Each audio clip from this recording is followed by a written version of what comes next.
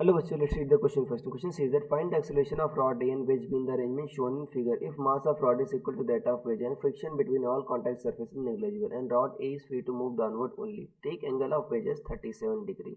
So student सबसे पहले आपको समझना होगा कि की कंसेप्ट क्या यूज हो रहा है इसमें. So key concept is Newton's laws of motion. Key concept क्या यूज हो रहा है आपका?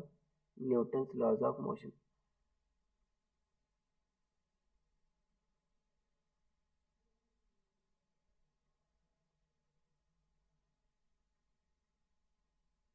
देखो न्यूटन्स लॉ ऑफ मोशन क्या कहता है कि अगर मान लो कोई बॉडी है बच्चों, ठीक है, अगर उस पर नेट फोर्स एफ नेट लग रहा है तो उसका जो एक्सेलरेशन होगा क्या होगा? F net equal to M. ये न्यूटन्स के सेकंड लॉ है, इसी का यूज़ करेंगे इसमें और हम कंस्टेंट रिलेशन का भी यूज़ करेंगे.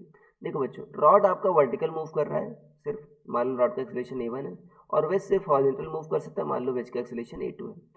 तो नॉर्मल कंस्ट्रेंट ये कहता है कि अगर मान लो बॉडीज कांटेक्ट में रह रही हैं तो इनका जो सरफेस के परपेंडिकुलर कंपोनेंट है एक्सेलरेशन का वो सेम रहेगा. तो देखो ये 37 डिग्री दे रखा है आपको, तो जाहिर सी बात है ये भी 37 होगा. तो ए टू का अलॉन्ग द कंपोनेंट आएगा ए2 कॉस 37, बट परपेंडिकुलर कितना आएगा? ए2 साइन 37. तो ए2 साइन 37, अब ए2 का बच्चों साइन आ गया, जाहिर सी बात है ए2 हॉरिजॉन्टल है, ए1 तो वर्टिकल है, इसका कितना आएगा आपका? ए1 का कॉस 37 आ जाएगा. कॉस 37 कितना होता है? 4/5. और ये क्या होता है बच्चों? 3/5. और ये कितना होता है? 4/5. देखो क्या लिखोगे आप? a1 equal to 3a2/4. क्या लिखोगे? a1 equal to 3a2/4. ये आपका क्वेश्चन नंबर 1 आ गया. अब देखो बच्चों इनकी एफबीटी बनाना पड़ेगा हमको. एफबीटी बना लेते हैं हम. पहले रॉड की बना लें. रॉड बच्चों आपका वर्टिकल मूव कर रहा है तो सिर्फ वर्टिकल में फोर्स लिख रहा हूँ. mg आपका वर्टिकल.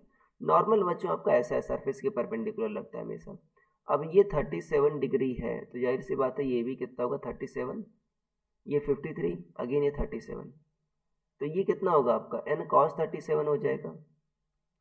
तो क्या लिखोगे? नेट फोर्स नीचे बच्चों की नीचे मूव कर रहा है, mg minus N cos 37 equal to m into a1. ये लिखोगे. cos 37 बच्चों 4/5 होता है, तो यहाँ पर mg minus 4n/5 equal to m into a1. ये आपका आ गया. दूसरे के लिए क्या लिखोगे आप? वो आपका हॉरिजॉन्टल मूव कर रहा है बच्चों. देखो सरफेस के परपेंडिकुलर कंपोनेंट ये आपका, देखो ये नॉर्मल ऐसे लगेगा ना बच्चों वेज पर, तो वेज ये आपका 37 डिग्री है, तो ये कितना होगा आपका? 53 डिग्री होगा. तो इधर क्या आएगा आपका?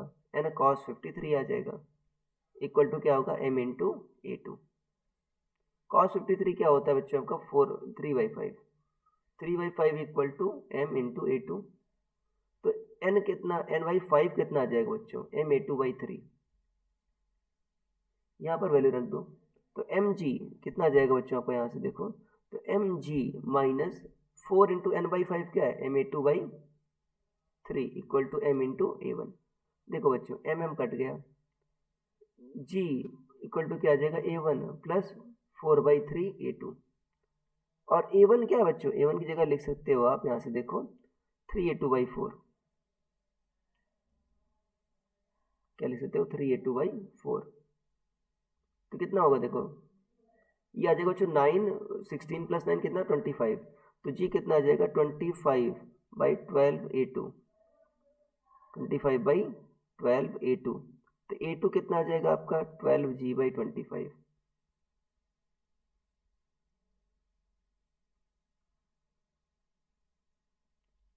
a2 कितना आ जाएगा? 12g/25. और a2 इतना आ गया, तो a1 कितना है आपका?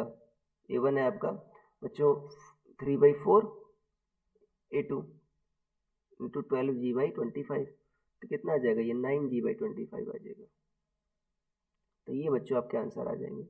सो I hope you understood it well. Best of luck.